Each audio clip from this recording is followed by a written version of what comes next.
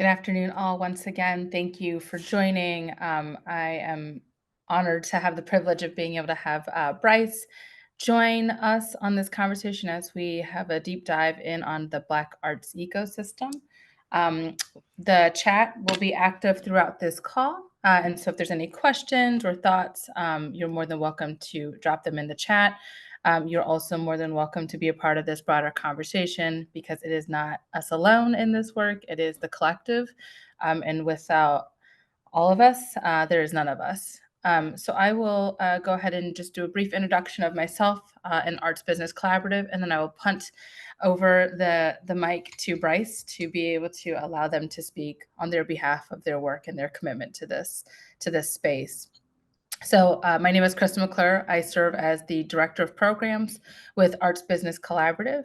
Arts Business Collaborative is based out of Queens, New York. However, we do national work, and our work is really focused on supporting Black, Latina, Indigenous communities across both internationally and nationally through STEM and arts visioned work. And so this might look like a curator who is wanting to, address historical sites and in what context, what do those placards mean for us and inclusive of our language and our depiction of history and how it tells itself versus the narrative and how Western world tells history. And that might also look like footwork, right? Individuals who are in the music industry who really kind of move their passion, their work, their organizing around footwork.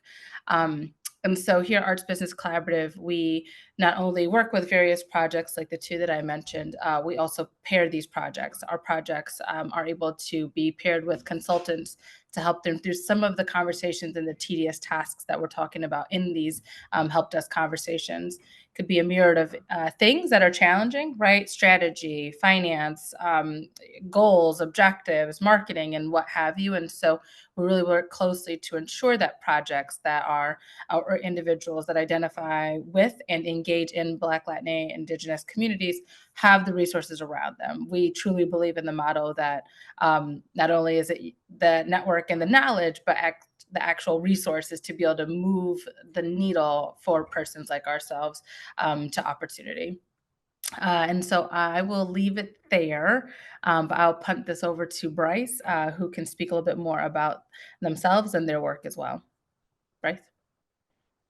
Peace. I am Bryce Detroit.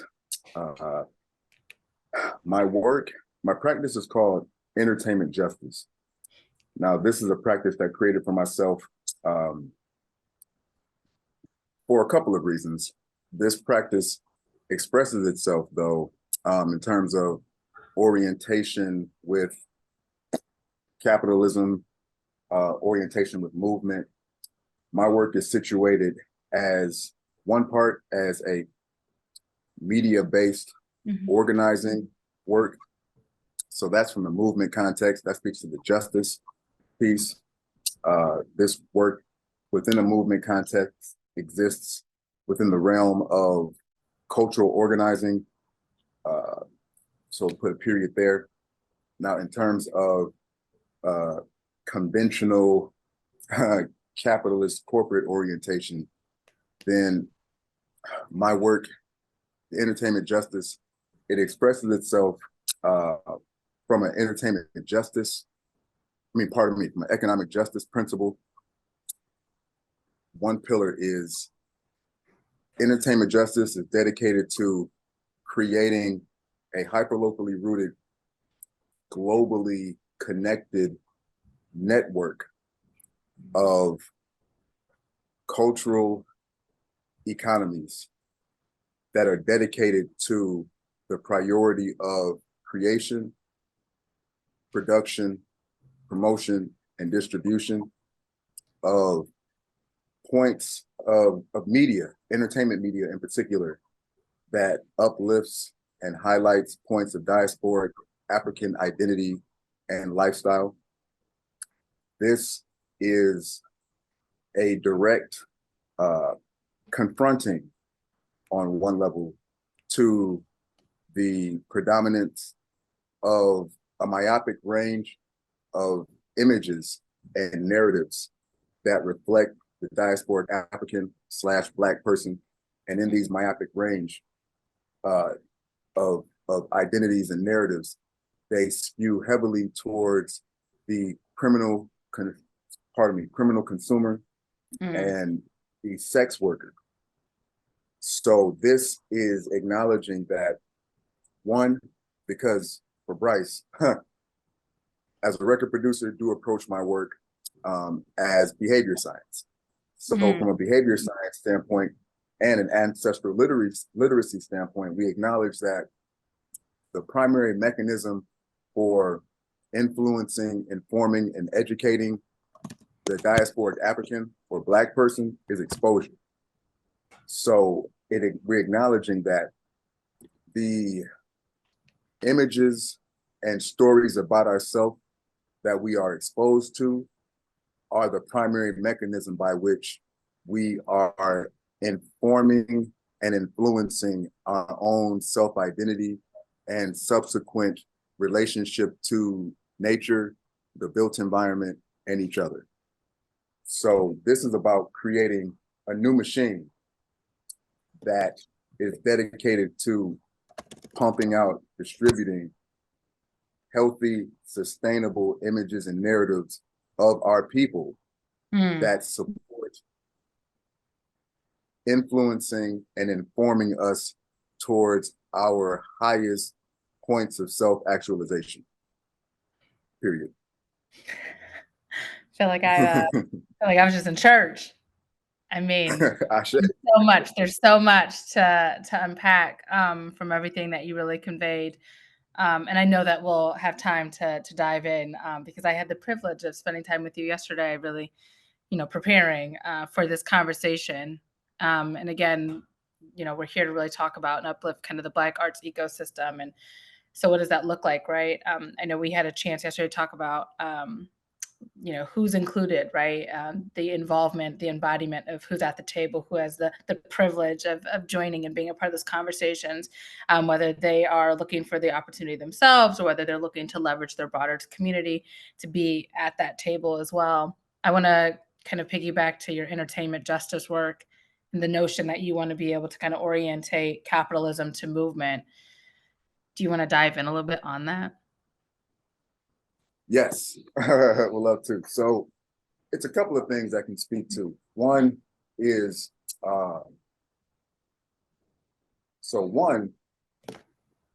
because Bryce does not come from movement space. Bryce comes from a background, two parents who themselves identified as the Black middle class in a particular kind of way. There was an emphasis and a priority for self-determined entrepreneurship. Boom, naming that. One thing about Detroit, so for me, real quick, just another Bryce note. So that put me on a path for always creating my own economic thrival, my own economic infrastructure to support my thrival in society. So one thing that we will name about the music industry as it relates to Detroit. Detroit, starting with the 20th century, or referencing the 20th, referring back to the 20th century, Detroit has a legacy of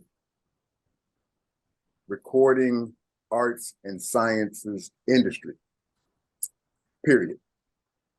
Now, within the context of this legacy recording arts and sciences industry, we have a legacy, we being the diasporic African Black Detroiter, we have a cultural legacy, an economic legacy at that, of being self-determined and controlling economy, in particular around music.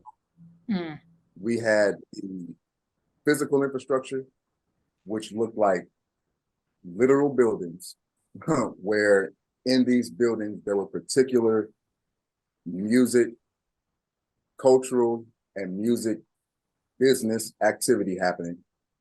It was the networking of all of these places that controlled by us that created this Black music industry. Mm.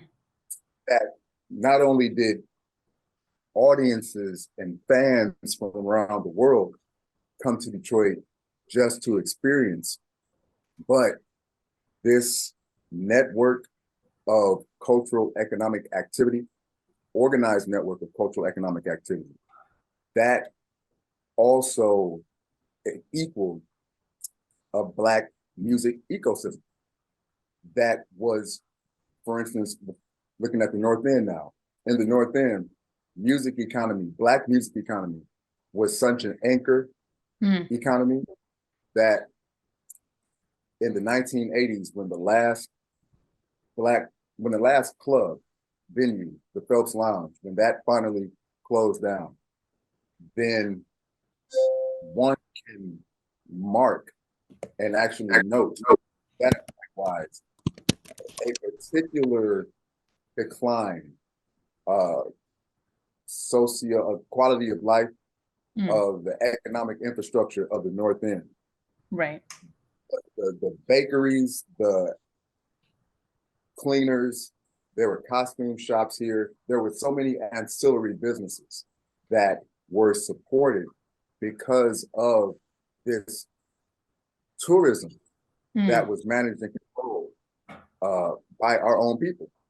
Right. So being in the North End, just walking the soil, am always connected, perpetually connected to this cultural economic legacy, as well on a cultural influence tip. Detroit as a culture creating world capital, the cultural content, the music in particular, the Black music that was coming out of Detroit when it was coming out during the 50s, 60s, and 70s, it was actually shifting the way Black people related to themselves and their environment globally, as well as it was shifting world culture and how humanity was humanitying for real. Like shit got more civil when Motown was producing records. For real. Right. That really supported into how Motown records ended up being political fuel for our brothers and sisters in South Africa during the apartheid era, during the 20th century apartheid era, because we're going to name that apartheid is still going on. Just quick note. Accurate. So all of that, naming and noting those things, just to connect that am ever present, being a Indigenous Detroiter, an Indigenous Detroiter, as well as a North End resident, am ever present in this legacy from a DNA soil standpoint, as well as from a physical infrastructure standpoint. Like, yo, it is in our DNA to organize ourselves as our own economic ecosystems based on our own culture, the way that we uniquely relate to each other, the way that we uniquely relate to the environment. But it's in our DNA to do that. And we literally still have the remnants of this right in front of us. So yeah, we'll dot right there. Thank you. Yeah, I love how, and I should offer context for those of you on the call, and those of you who will end up watching this recording at another time. Arts Business Collaborative is a national organization which is based out of Queens, New York. However, because it is national, I'm in the Metro Detroit area. I kind of wanted to bring folks closer to my connectivity to this conversation that I know have been really deeply immersed, whether it be in the Black arts ecosystem as an artist themselves, as Bryce is, or whether that's around like AI intelligence. Any one of our previous conversations, there was the desire to be able to kind of bridge this connection on a national level of folks that are doing really great work here in the Metro Detroit area, folks that are also in Philly and in New York as well. So just wanted to give that context as we're talking about like North End, that is a neighborhood within the city of Detroit, and Detroit's proper, if you will, which many of you know and understand. And really any development urban development, there's kind of, I call it the 10-year high, 10-year low. So where you go up on this upswing, and Detroit is, see, it's already off of my camera. You can't even see where my finger is up here. Like Detroit is up at its like swing, right? And the economy is telling us, right? Like we all know, we're pretty well versed about what's going on in the world.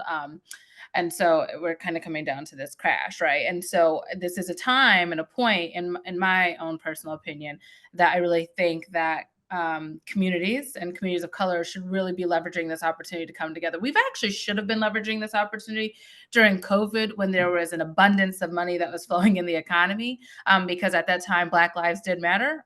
Where we are right now, we're still trying to be present and demonstrate that we exist in the universe, but we're not typically still seen or heard.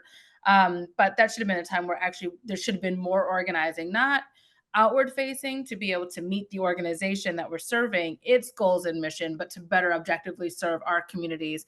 And so that might be, I gave an example yesterday to Bryce, in my previous work, how I was able to kind of help within the state of Michigan recognize and see that doula workers, right, those individuals that work in urban communities with Black, brown mamas and families, are seen similarly, but in a different context or term, as community health workers. And that took time, right? But the idea was to move that narrative, to be able to push the ideology of what's already occurring in our community to kind of level up with like the language that wants to be seen in particular seats, and by certain political parties, and be able to more fruitfully support our community. And so when we talk about the Black arts ecosystem, Bryce and I, again, we talked a lot about capitalism, and kind of piggybacking off of some of the previous conversations that I've had with other panelists on previous weeks around kind of like financial, I don't want to say literacy, because there's this false notion that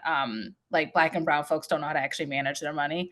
At the end of the day, like we just ain't never really had money to like manage. So like when we get it, it's not that we don't know what to do with it. We're just actually like in this moment of like awe or disbelief, right? And then this fear of like what's attached to it. Like I have it, but like what does that mean? In what way are you going to exploit me? Like how am I going to almost be enslaved to you through this, right? So there's this fear, this confrontation that comes with having access to money.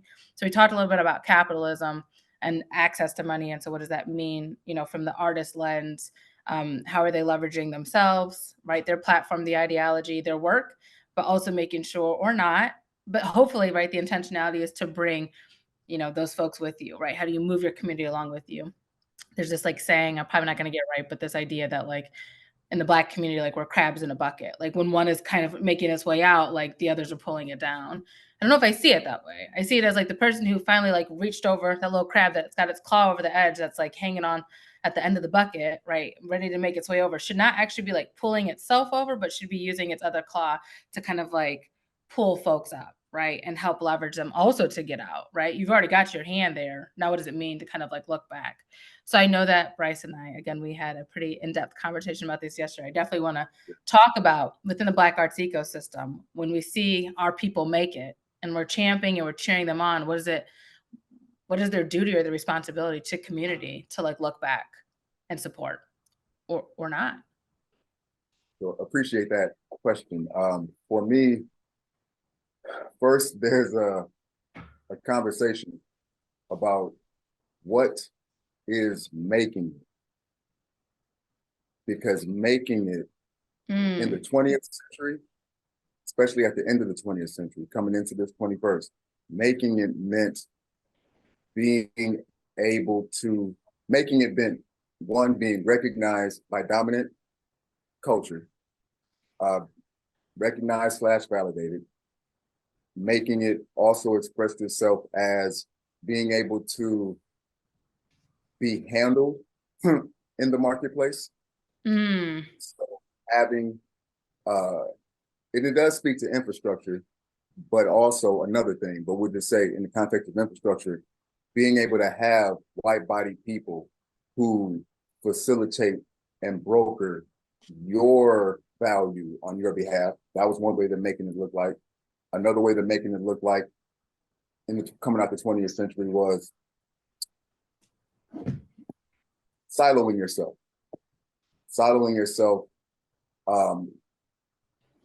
via or within the context of this this social grouping that exists at the intersection of, well, it's a class-based social group, period. So that used to be a part of what silently expressed itself as.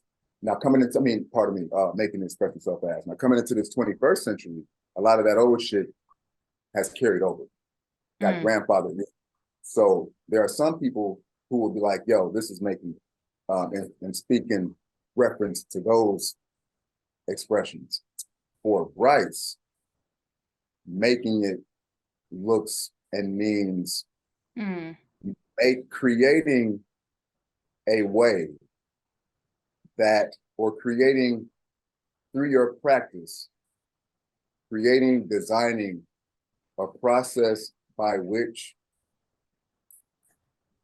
infrastructure can be built.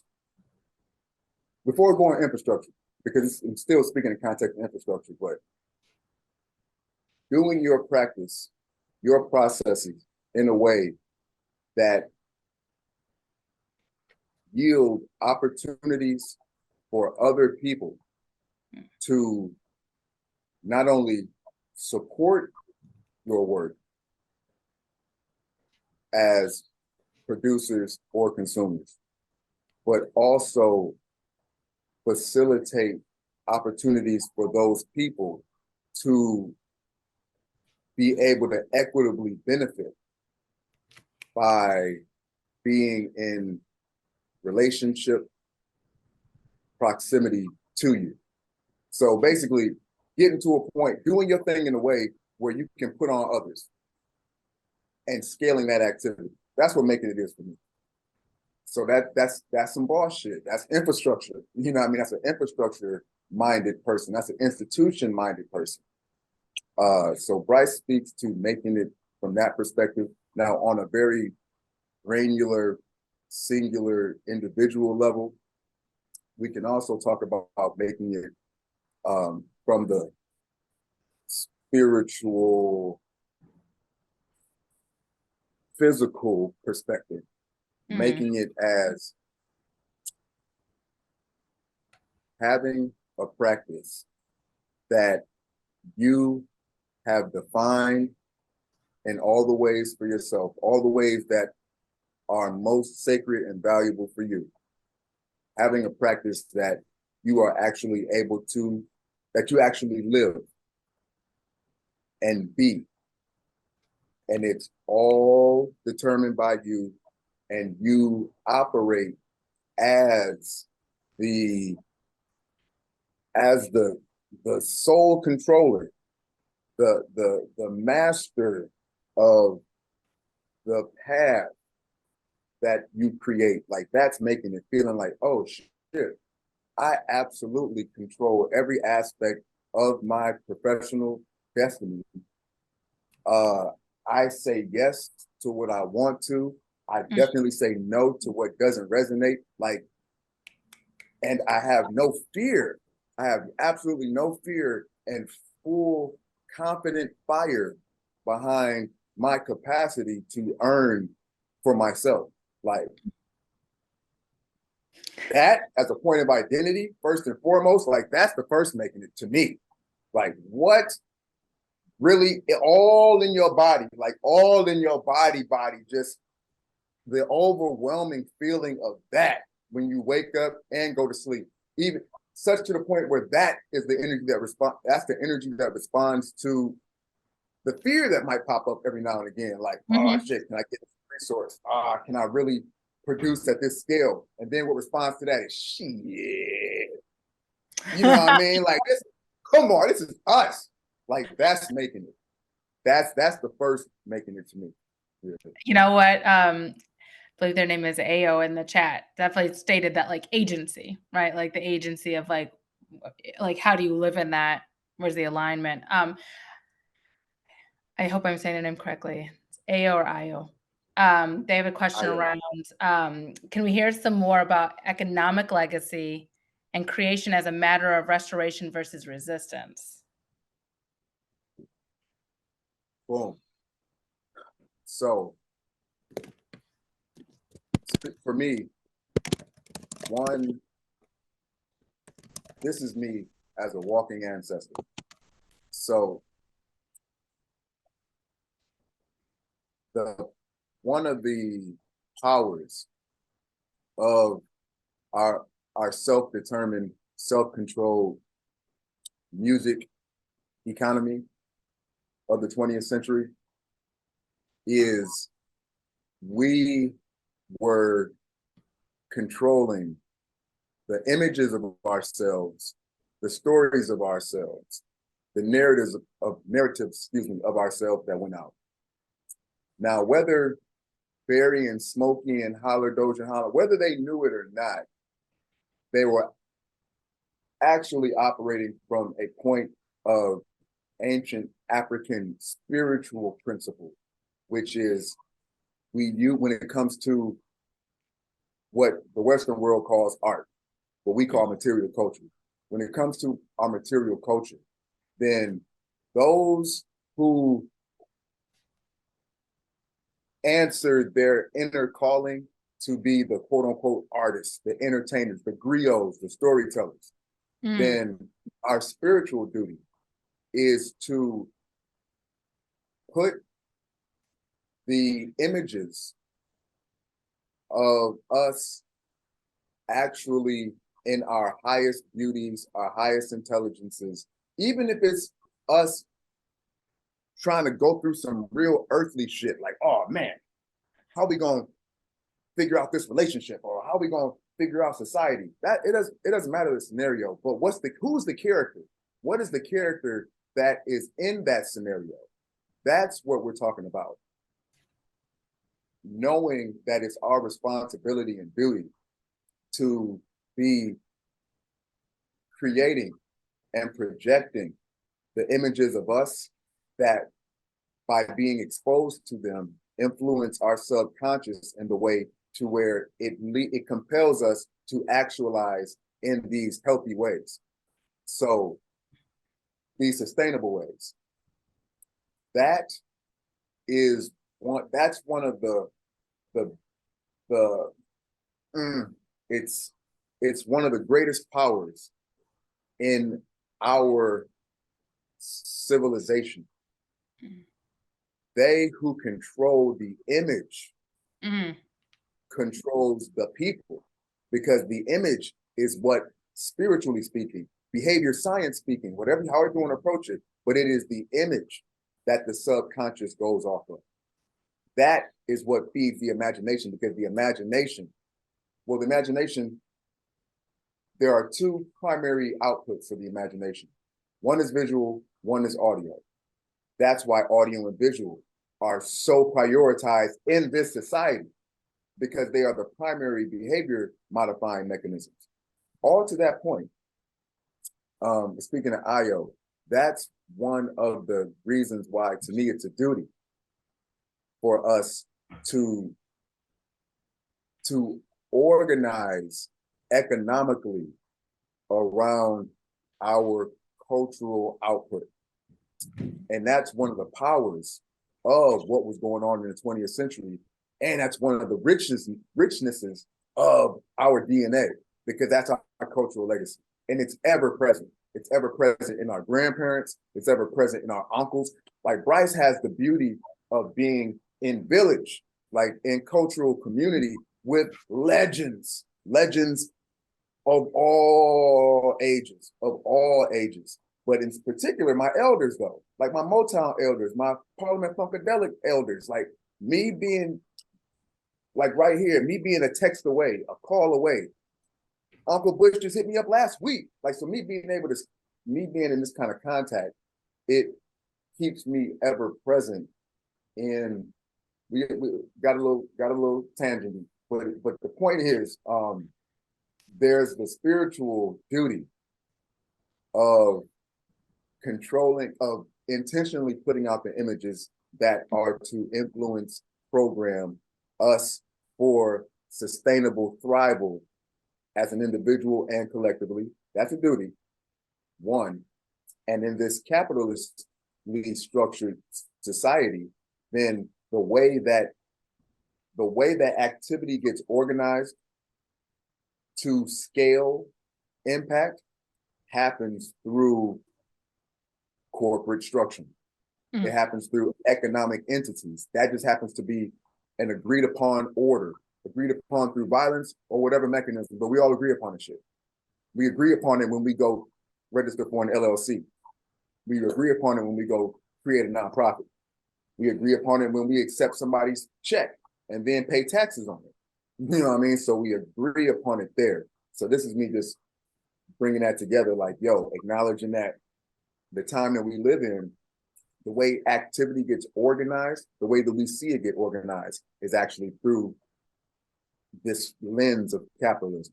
So we're talking about economic organizing for one, a spiritual duty, and two, a self-determined Pujijagulia, like we have a duty and responsibility to provide for ourselves and at scale, because ourselves extends from the individual to the nuclear to the village to the nation. So I'm a dot right there. You done dropped the mic. And IO made a comment as well, like that this makes a lot of sense, right? The economic power positions us to influence all areas of our daily lives, including what we see and when we are introduced to images and sounds. And so this, I love how you use the air quotes around art, but really like that it's material culture, right? And you kind of learn that about like, trying to think of like my one class that I took at Marygrove College before it was no longer Marygrove College, but it was around like pop culture, right? And like there was like this feeling I remember of like annoyance, bothered, pissed, whatever term, right? But like this understanding that like it was this thing that was created. And I know we talked about this the other day, right? Like there's this thing that exists, right? And like there's like a redesign. There's like this continuum of like a redesign or restructure or revamp of something. It can be helpful or it could be harmful. And we know also when we talk about like material culture, and, like cultural appropriation, and like, you know, there's this whole ordeal right now in Detroit around murals, right? And so having folks that are funded and being brought into the city, right, who aren't residents, who don't even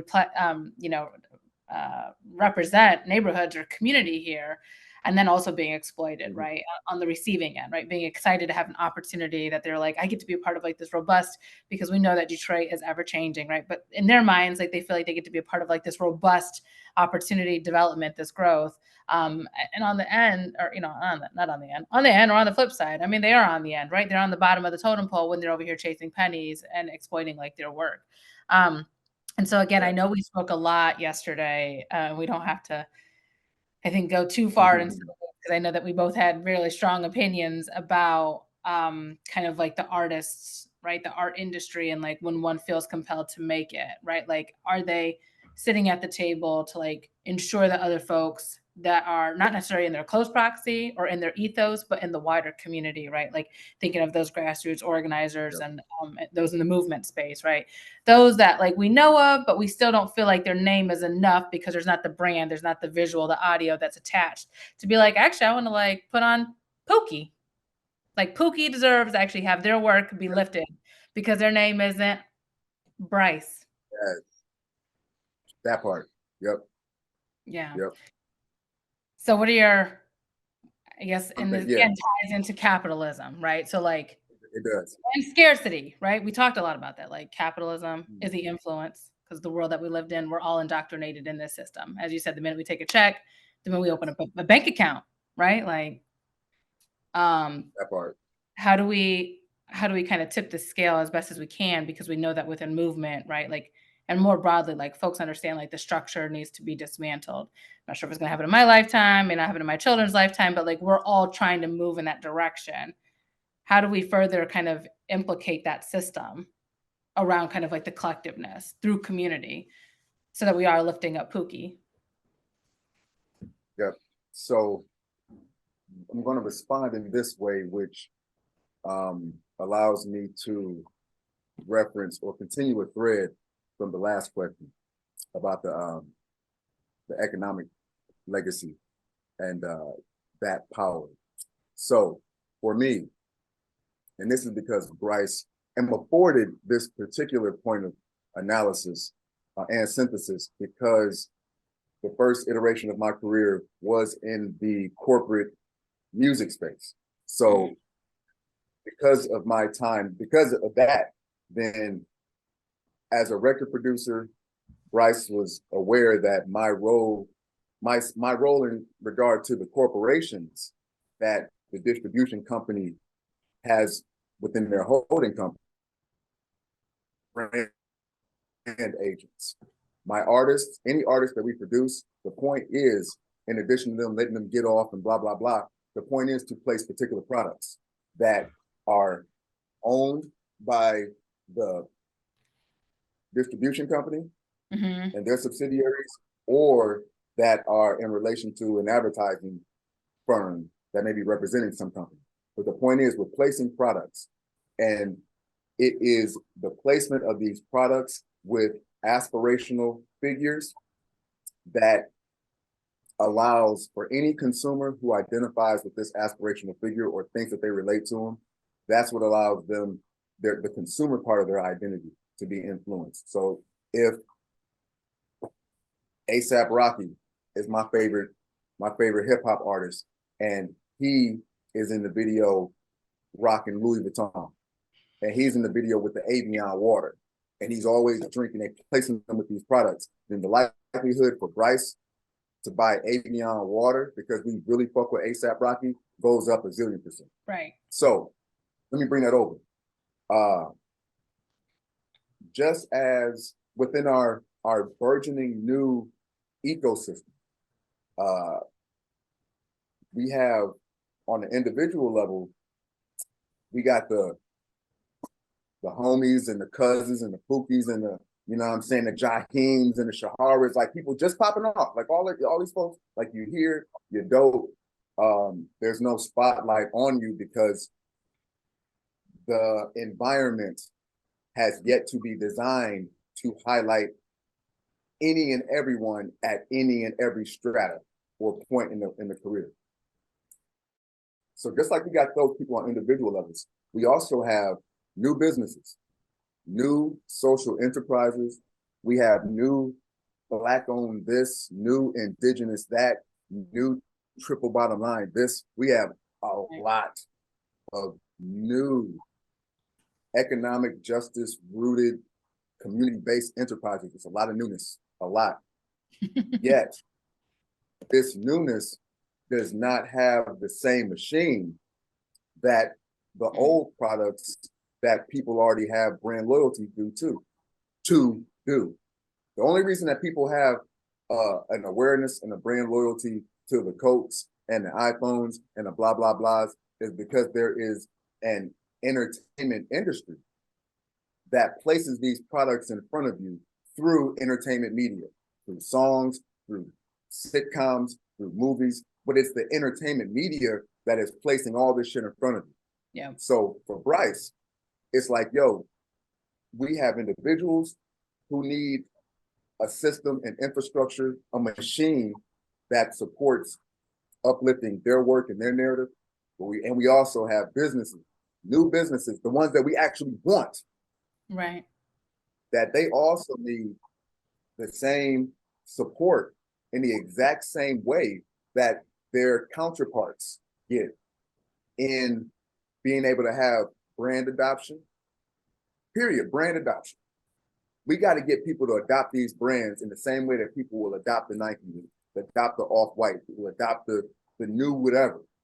And that happens through entertainment. So that is another reason for me, speaking to the economic justice pillar of entertainment justice and the necessity of us having our own networked ecosystem organized, where this activity is organized, where we're able to promote everybody from the individual all the way to the organization and promote them in ways that actually foster behavioral adoption. Because we're talking about behaving in new, it's the new actions that will build out the new.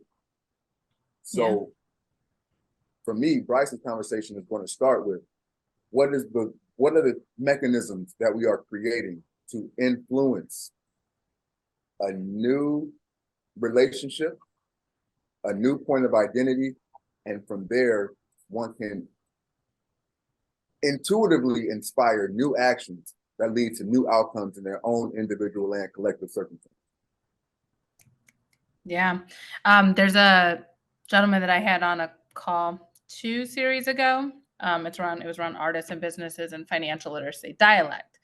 Dialect is I'm gonna call him a hip hop head, and an artist. I mean, he's an artist. And so I remember like in our conversation, he was really speaking to when he would do performances, right? Like it was very clear from like, I'm gonna call it the stage crew, the management crew, right? Like that capitalism, right? That structure of saying like, "Oh man, you're the best," right? Filling that ego of ASAP Rocky, like we're gonna get you the best, right? You got Louis Vuitton, you got the fancy water. To me, I'm like, as long as we just have clean water, which is a whole fight, but we ain't gotta have that tangent on this call, right? Like, um, he was simply told, he was like, "We were always told we were the best, we were amazing, we're great. They're always happy to work with us." And to almost kind of like tune out wanting to engage with the other artists that were going to share that stage, either before or thereafter their performance. And so it reminds me of kind of what you're speaking to, and that is like we got ASAP Rocky and we're forgetting about these other folks. And it's simply because like ASAP Rocky might not know, right? He's on stage performing and doing this thing and is not thinking to be like, and most artists, I would say like most artists, I feel like they could be doing more, but they're doing what they can within limits, I guess, of what they can and cannot do, because there's also a contract that's binding them with those limitations, which that's again, another conversation around, to me, advocacy, right? Like, how are you put as an artist, how are you advocating and simply saying like, actually, I am my owner of my own shit, right? We actually helped a current project that we work with who they had an agreement with a funder. And in the funder, the kind of that, they were looking over their grant agreement, and the grant agreement, it literally said, in short, your property will be mine for this X dollars. And we were like, whoa, whoa, whoa, whoa, whoa, Yo, hold on. So we were able to get the foundation. They were like, well, it's just language, like it's kind of null and void. But it was a group of individuals who were doing really great work as artists. And we were like, actually, no, we want to protect them. So if it's really null and void and you're not worried, like remove it from the contract. And they did. They did. Right. So like their boom. system, and again, I think this even ties into a conversation I know we talked about yesterday, right? So like how do we encourage the collectiveness, but then in the collectiveness too, like how are we getting folks in this space to be able to push back on systems, right? And in this case, it was the foundation, right? The foundation was like, it's been there. And we were like, well, we don't really feel comfortable on behalf of our project that we're supporting, remove it. And they were like, absolutely. And that's not the first time. It happens all the time when I'm working with like these foundations who are like, we really want to help this organization, or we want to give them general operating, but like the grant agreement says that it's like restricted to what was in the proposal. And I'm like, well, so like that's not general operating. General operating is meaning they can do whatever they like as long as it aligns with their project. If you're saying in the agreement that it's restricted, then what you're saying is that they can only do what they put in the proposal. No shifting. No, if you need to bring a consultant in to help you, like you can't do it, right? Unless you get permission. How do you move freely, right? With always having to ask permission, especially with like, this is your ideology. So I know we talked about Right. yesterday two things. Well, we talked about a lot of things, but the two things I certainly want to touch on is, what does it look like? As you mentioned, like you're coming from like the movement space. You mentioned yesterday too, like you're organizing grassroots. Like this is your world. How do we encourage artists to come together? I'm not talking about in the lens of what's occurring now, where folks are understanding everyone is doing a union strike, right? So like now in the film industry, everyone wants to do Yep. like a strike. In my mind, you should have been wanting to do that strike long ago when like you were getting calls for hundreds of you to audition. Reminds me of the philanthropic space. They're like, hey, we know that you've applied for us. We're asking you to apply again, but also send it to like 100 other people. And you're like, you're only giving Right. out $5,000, right? Like make this make sense. So No. how do we, Yep. again, as a community, uplift artists broadly and come together in that collective cohesiveness? And then in that, how do we encourage artists, or just businesses, right? Like persons of color, communities of color, we know that there's this structure, this social construct of the world that we live in that we may not be able to like remove and erase completely, but to slowly chip away at. How do we get foundations to consider like, hey, you're asking me as a grassroots organizer or an artist to consider 10 other people. You've not yet once funded me. Like, let's have a conversation so that like you could consider funding my work. amongst my 10 colleagues that you want me to bring with you and present to you? Right. I know I'm like, Okay. No, that's good. Appreciate this.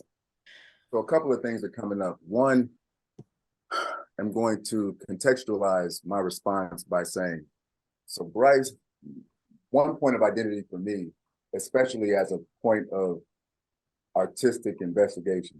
So do identify as a new pop culturalist. So pop culturist, new pop culturist in particular, like Bryce is here to express, promote, produce, distribute the pop culture of the future, the behaviors, the points of identity that need to be popularized, that will be popularized in the future, that equal the sustainable, thriving societies. So from there, that work allows me to prioritize who is basically who's on this new shit, because we're here as a platform builder.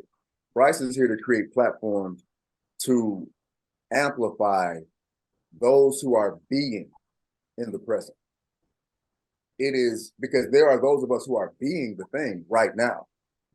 It just so happens that there's still more narrative exposure to the people who are operating from definitions of success and artists and blah blah blah that are contextualized by the old.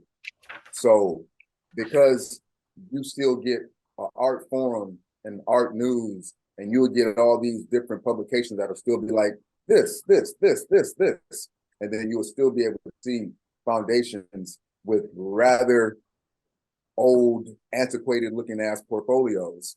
They'll be like this, and then it's like a little bit of the black and brown, like because there's still a lot more promotion and exposure of those narratives, then the people who are actually on this new shit, they're just less seen.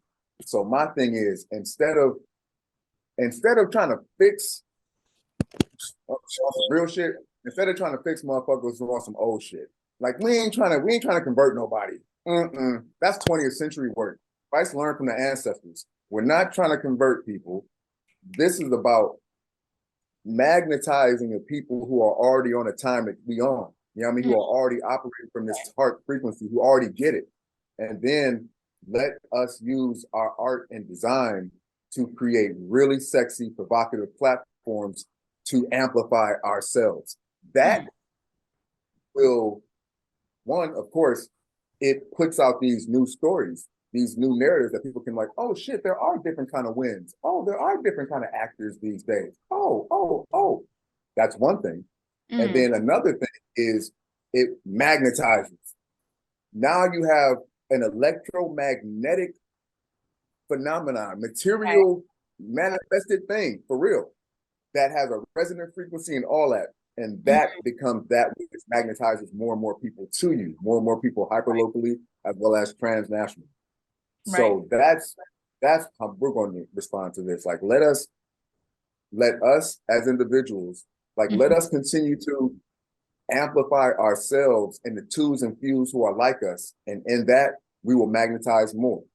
And then, as it relates to foundations and philanthropy,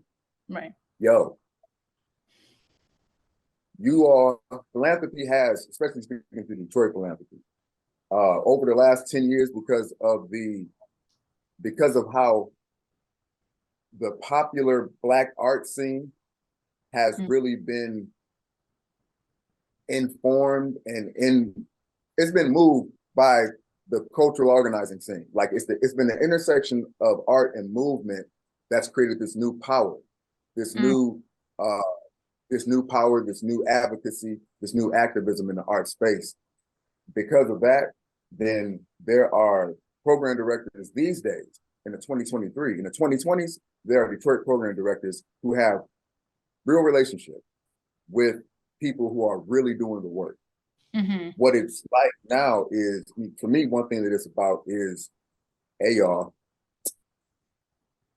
what let's deepen our relationship by let us be in more support of you, being able to tell the stories that you need to tell in the way that runs this shit up your flagpole. Like, let us help you run these things up your flagpole, because what we're talking about is, we're not talking about simply having dollars to talk about what's going on. We're talking about building unique infrastructure, new Right. infrastructure to amplify stories that this infrastructure is designed to never tell. Period. That It's part. designed to never tell them, especially not in the fullness of which they need to be told, for the actual spiritual, emotional, socio-cultural impact that we uniquely need Yeah. as diasporic indigenous people. So this is not just a matter of, hey, yo, we need press dollars to be able to get a PR agent and work with a marketing company so we can get in the old magazines, and then have to negotiate how our narrative shows up there. No, this is about continue to support us in creating the new mechanisms, and they're being designed as we go, because that is where this movement tenant, as well as this move, it's a tenant that's present in the movement space, as well as just Detroit as an industrial city. We are often, always building a plane as we're flying it. Yeah. So there's a perpetual, in the infancy of a new cultural movement, a new cultural era. Then the infancy, one major attribute is this perpetual research prototype that's happening. Research and prototyping are happening so concurrently. So that is something that foundations need to understand. Period. We're talking about, in the 21st century, finally working, because of the privilege of the information age, because of the privilege of technology, because Mhm. of the privilege of how some of us are able to access resources. Then we have enough resources to be able to move with greater degrees of sophistication in creating systems that can prayerfully, finally effectuate liberation and thrival at scale. So this is a whole new thing that the Black and brown people are doing. And that is an important context. This is not helping us to just access old infrastructure, Mhm. because we already have, in our grant reports, we've already named the challenges of not only getting our shit in those old media outlets and places, but what happens with the appropriation of our narratives, what happens with the reframing of our narratives. And then we have to contest with that and the damage that that actually does. Economic, socio-cultural, socio-political. So, boom.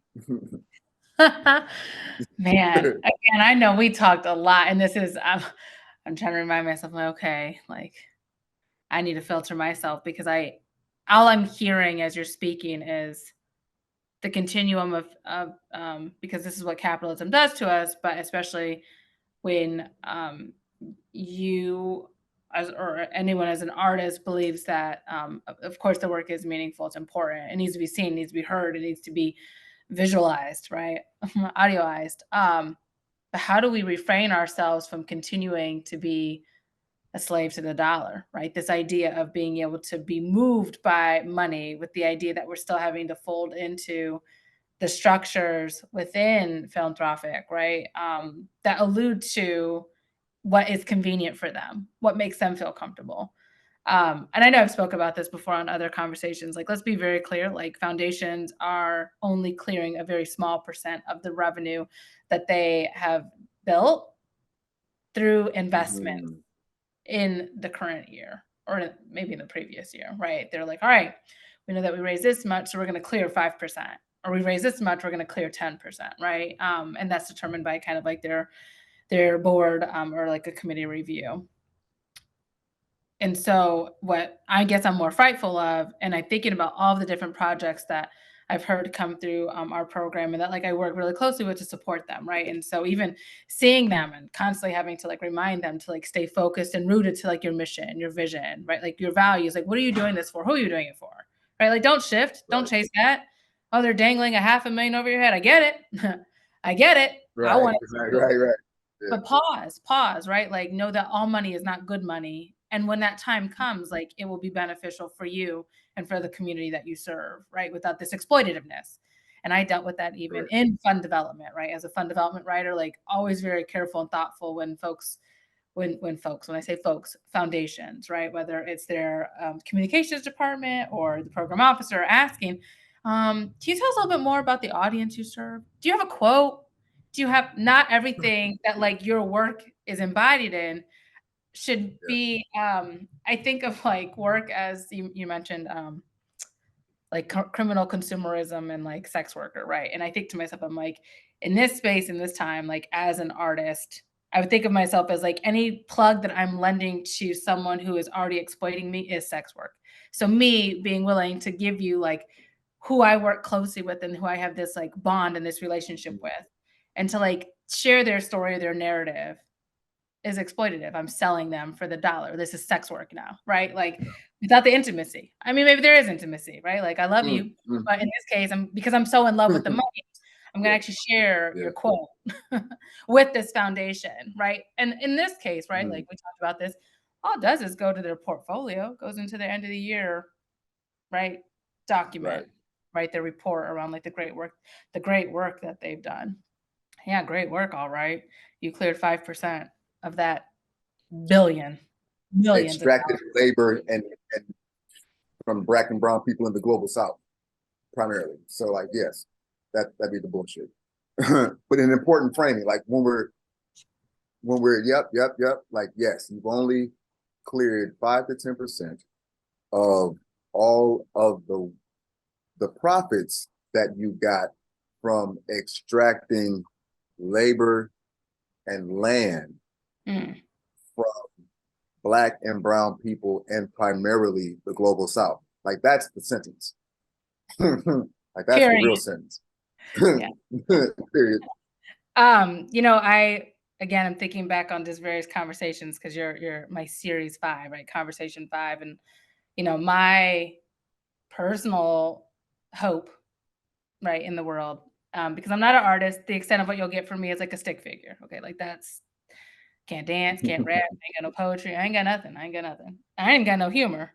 Um, But like what I kind of would hope that artists, right, see themselves essentially as businesses, not just someone who's connected to community, not just someone who's kind of like living in this space in this element of like do good, right? But understand that like there is a business attribute that's attached to them, right? Because they may be seen, they may be heard, and they may be wanted to like be leveraged onto a different platform, but or uplifted into a platform that meets standard, right? Status quo.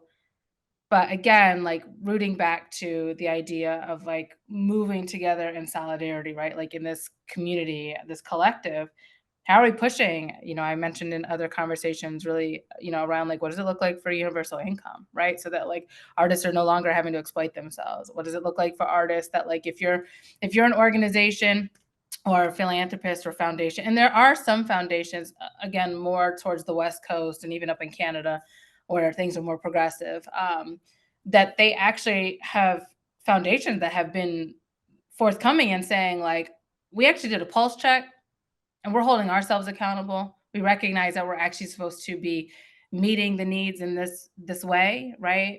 Aligning ourselves with like the vision and the mission of these organizations because it's the embodiment and the intentionality of us. And so we aim to like dissolve ourselves. Like our goal is to be able to like move our endowments, our investments to these organizations so they can make greater impact. We always, we know, right? Like if the 1% would be willing to like actually push those dollars back into the economy, like we'd see the water systems, education systems, right? Like communities like preserved and flourishing. And I think the same thing within the art space too, except for that, again, I wonder if there's a fear that if I don't accept or if I'm not willing to take an opportunity that's given to me, that it won't present itself again. When in my mind, I think of an artist, and I'll never dismiss an artist's work and think to myself, if I ask you what it costs and you tell me a number, I refuse to say like, oh, that much. Like, no, that is your value, right? Like that is your time, your talent, your ideology, like your ancestry, like whatever's speaking to you in this formulated way to be able to create this beautiful thing that, again, I know all I can offer you as a stick figure should be seen just as valuable as anyone who's sitting in a C-suite, anyone who's sitting as the CEO of a headquarter, right? Like who we value, like their intelligence. Why don't we see that within artists, right? Like why don't we hold the same value? And is it because artists are just framed as artists and not, right? Like in my mind, I think artists are seen as like this very like liberal, like anti-system, but they actually work within the embodiment of the system. So why don't we hold them as valuable as we would someone who's in like So a C? yep. So for sure, one thing that informs that hyperlocally in the Detroit context, because of the influence that Henry Ford had on culture, on the culture of on the socio-political structure and socio-cultural ordering of Detroit at the top of the 20th century, he basically successfully put art in the context to service of industry. So there were a lot of people who, and not Black people at first, of course, but there were a lot of people this period who were only able to get jobs, art jobs, if they were doing art in the art department of a plant. And then on another way that art was being industrialized and commodified was just, well, sign painting is one expression of that. So that was another place that in the 20th century in Detroit, a lot of folks who, visual art speaking, a lot of people who otherwise would not have been able to pursue a creative profession, they were able to, if they relegated it to service the industry. So once an industrialist who is already operating from a labor should be free model, because everybody needs to always be present when we're talking about capitalism, talking about labor. In this place that we call America, the labor principle was labor is free. That's where it starts here.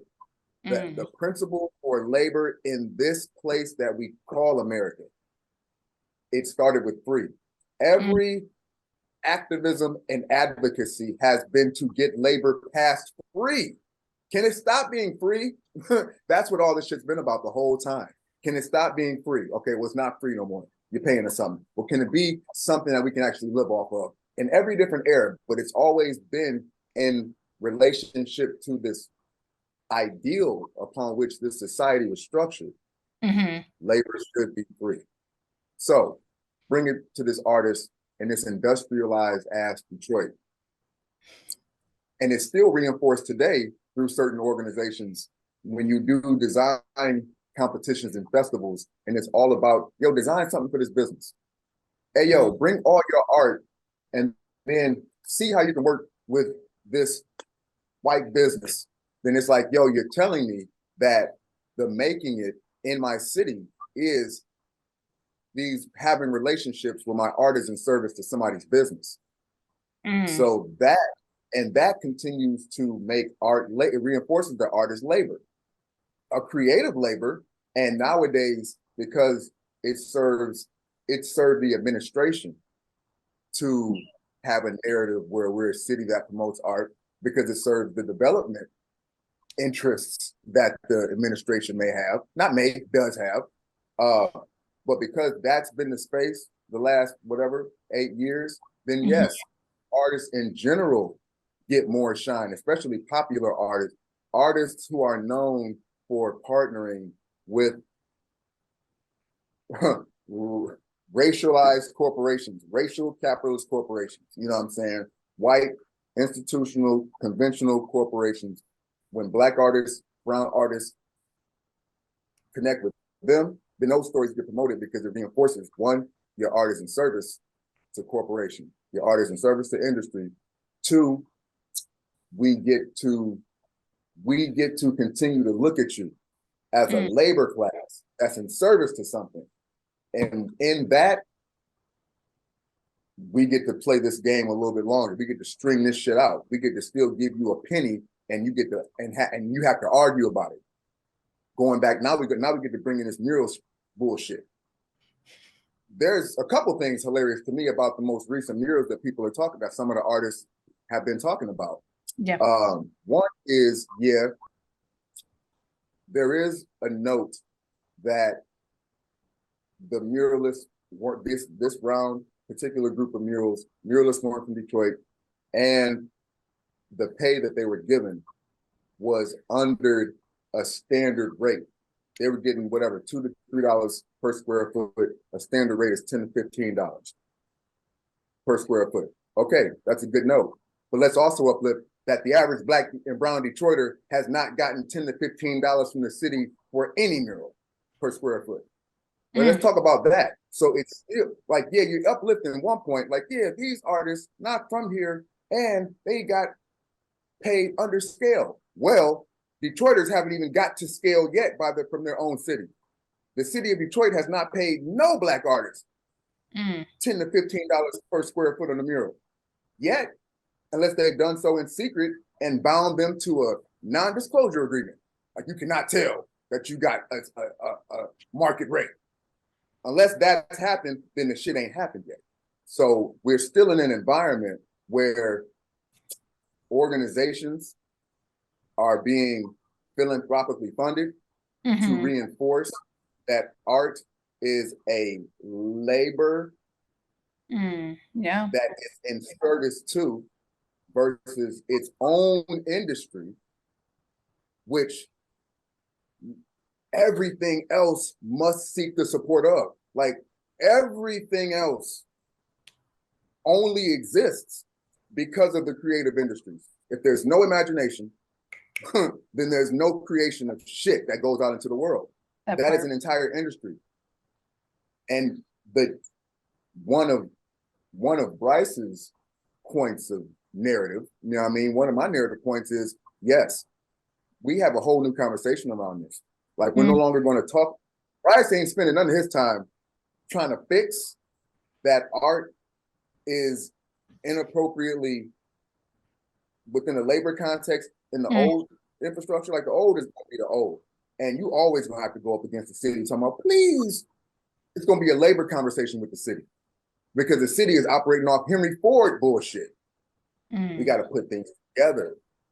The reason why there's no, and directly related to a music guy, there's no nighttime economy in the way that other cities have. We haven't been able to leverage our own music cultural capital economically because Henry Ford put in place a 2 a.m. curfew on bars because he wanted workers at work the next day at 8 a.m. So that is what's still on the books here. That's why, and the average person, a lot of us musicians and performing artists, we know this because of the activism that's been happening around the nighttime economy.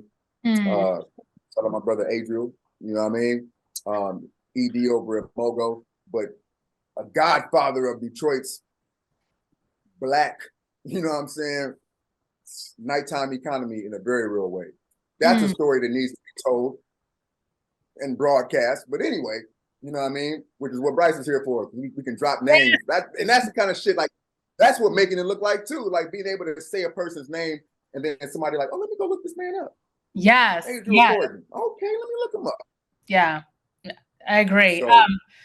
So, I do know that we were at some Yeah, point in yeah, time yeah, working yeah. towards, I think, having like a later. I remember this in the works years ago, where it was like 4 a.m. and then they backed it up to 2 a.m. But I think right before COVID, I swear it was 4 a.m. in the city of Detroit, and I think COVID came and they backed it. So there are licenses. So that was some activism that folks were able to see through, see as a successful outcome. People may have noticed that over movement the last 2 years, things are open till 4.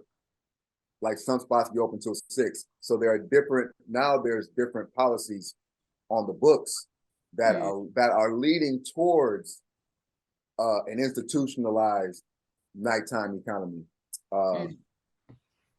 Yeah, though, That's kind a of got someplace else on the last couple moments, but yes, whatever we were saying before, that part.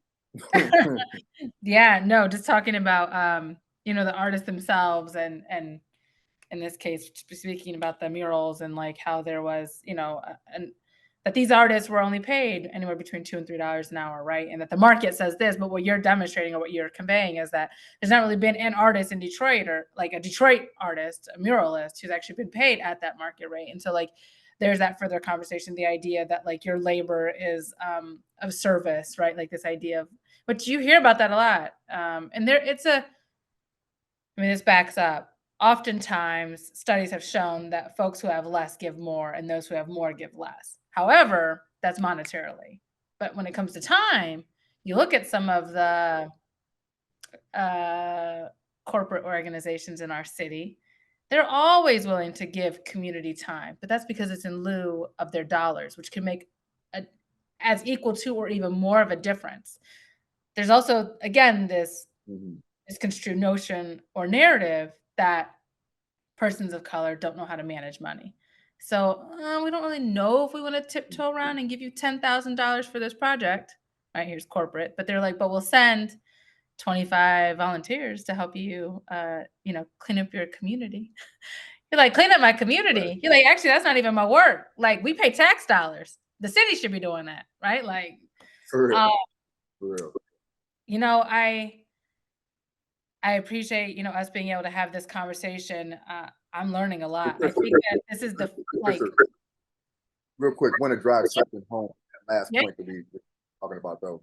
So just to drive home on the labor artists contextualized as a labor class versus artists contextualized within the context of the global art market.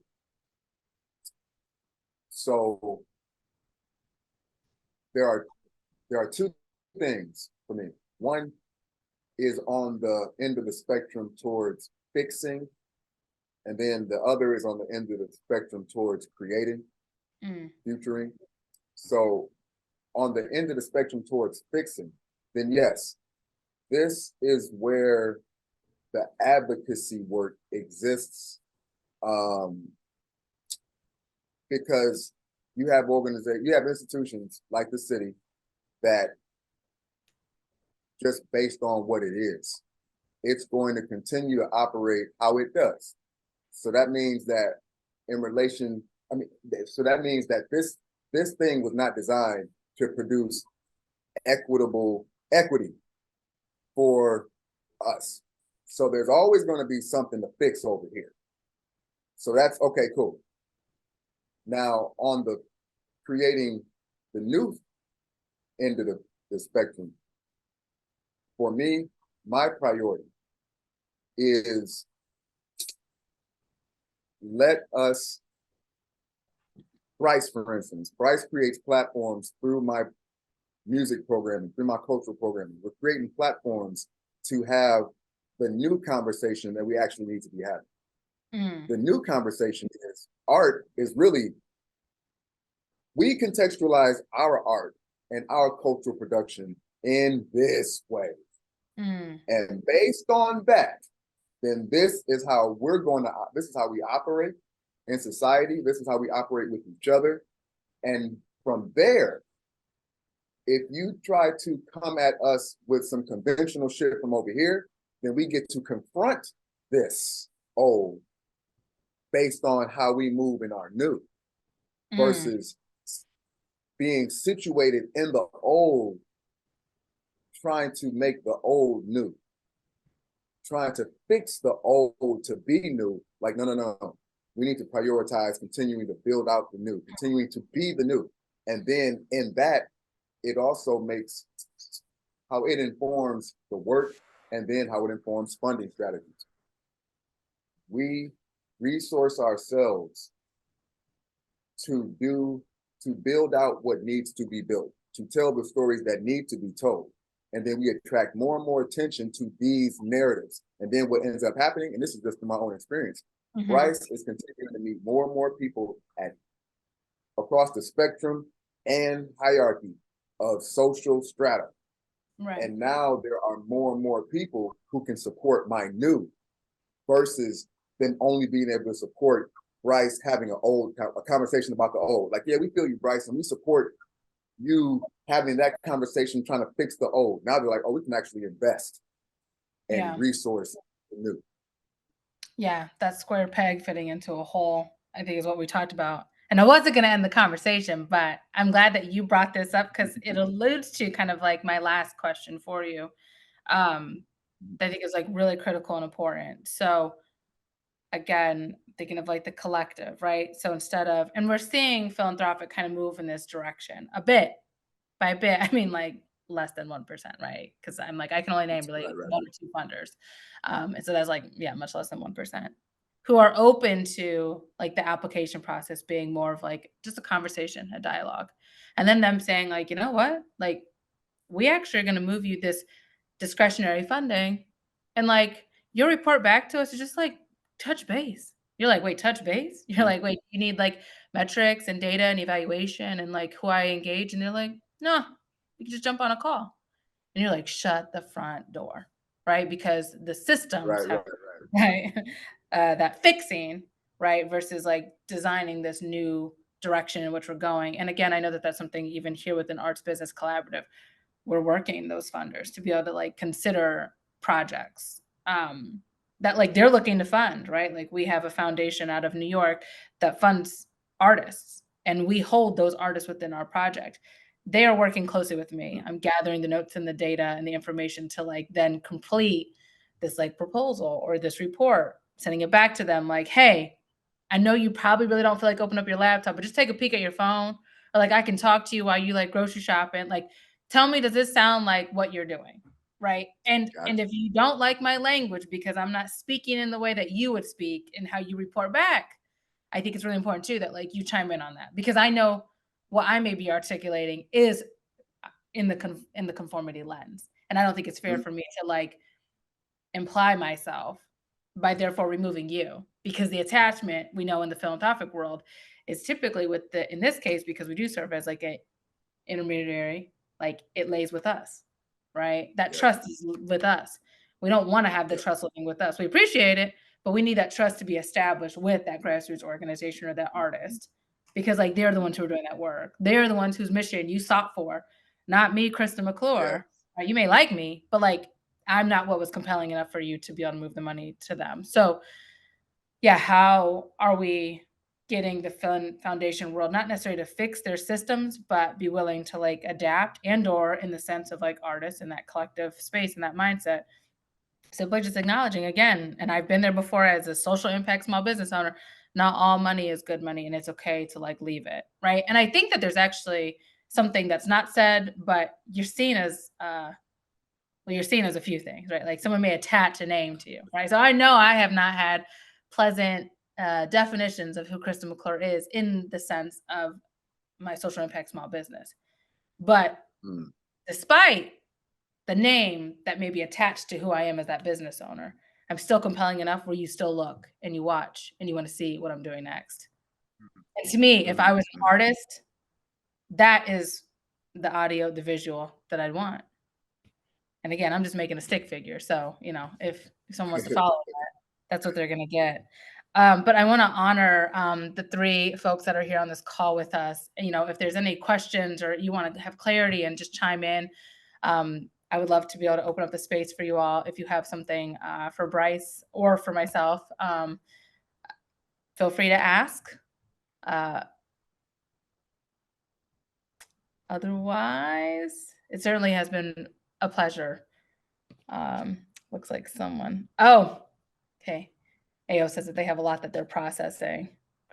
Yeah, I'm processing too. What I was actually going to tell Bryce was that I have been using my notebook here to take notes.